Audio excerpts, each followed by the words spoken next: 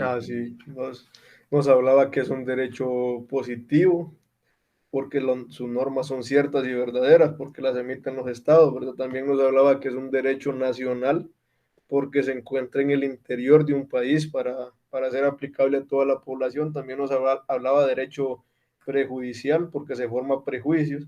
También es un derecho universal, porque se ha aplicado en todos los estados miembros del tratado.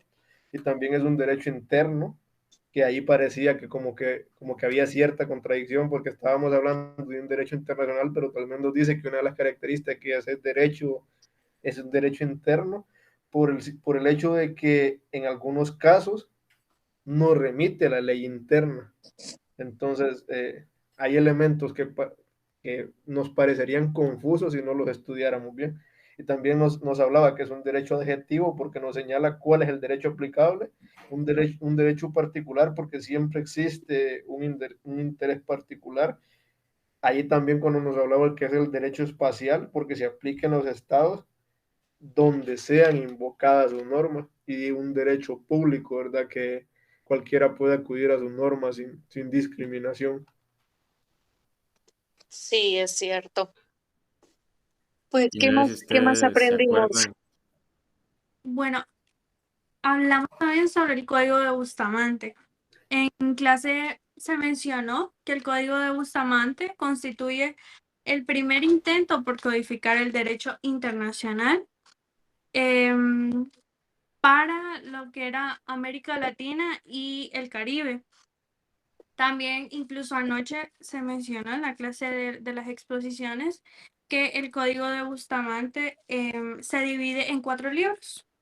El primero es el derecho civil internacional, luego encontramos derecho mercantil internacional, el tercer libro es derecho penal internacional y por último encontramos el derecho procesal internacional. Es cierto, anoche se mencionó eso. También recordamos que algunos países que firmaron el Código de Bustamante, que ratificaron, perdón, el Código de Bustamante fue Bolivia, Brasil, Costa Rica, Cuba, Chile, Ecuador, El Salvador, Haití, Guatemala, Honduras, Nicaragua, Panamá, Perú, República Dominicana y Venezuela. Saben también, ¿se acuerdan de una tarea que la abogada nos dejó, que le enviáramos por medio de WhatsApp de unas preguntas, que una de ellas decía que qué tenía más valor, si los tratados internacionales o la Constitución de la República? Así, ahí yo en ese momento cité el artículo 18 de la Constitución, donde dice que cuando se enfrenta la normativa de Honduras o la Constitución y las leyes con un tratado, prevalece el tratado. Parafraseando el artículo, ¿verdad? El Sí, Y, artículo 18, de hecho. y Cierto lo que dice el compañero. en clase que todos los tratados estaban por encima de. Y no sé si ustedes recuerdan que ella nos enseñó una pirámide, ¿verdad? Donde estaba establecido De Kelsen, jerárquicamente. la es pirámide cierto. de Kelsen. La de, Ah, Ujú. Keniana. De Kelsen se llama la pirámide. Ujú. El artículo 18 exactamente dice, en caso de conflicto entre el tratado o convención y la ley, prevalecerá el primero, es decir, que prevalece el tratado en caso de conflicto.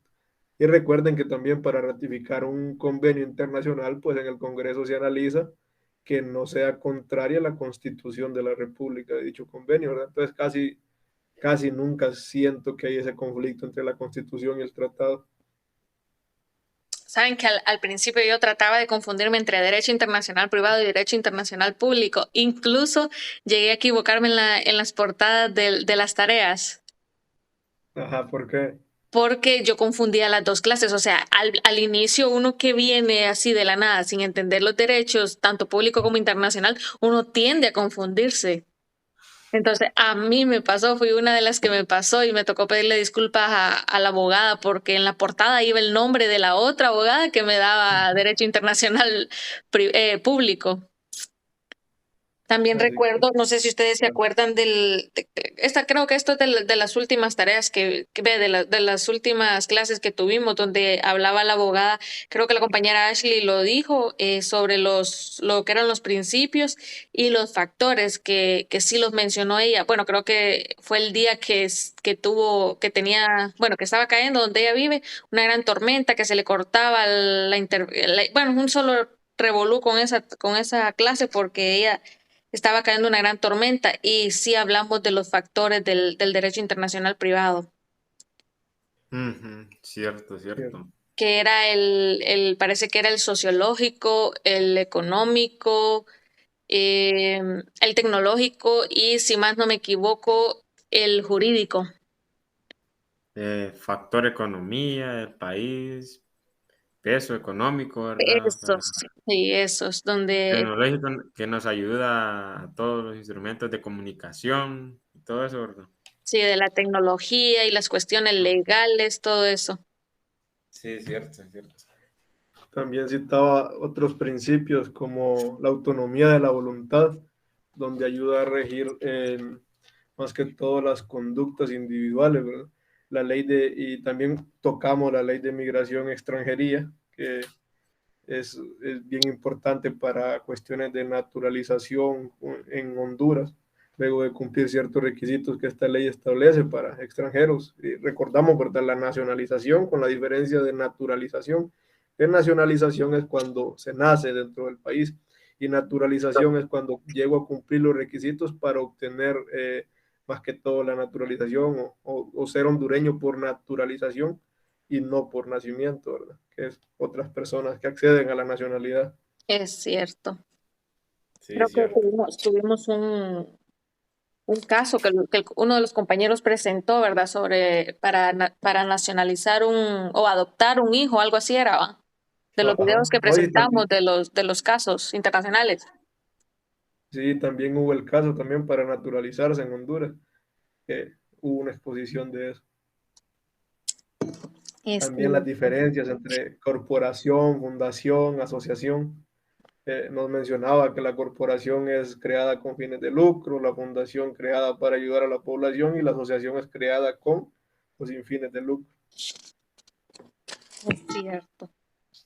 Pues, ¿qué más? Vamos a ver, ¿qué más recapitulamos de la clase? Bueno, de ahí las exposiciones, ¿verdad? No, Prácticamente. no, pero nos falta, ¿se acuerdan de las fuentes del derecho, parece? Las bases constitucionales del derecho procesal También, también. Ujú, cierto, sí.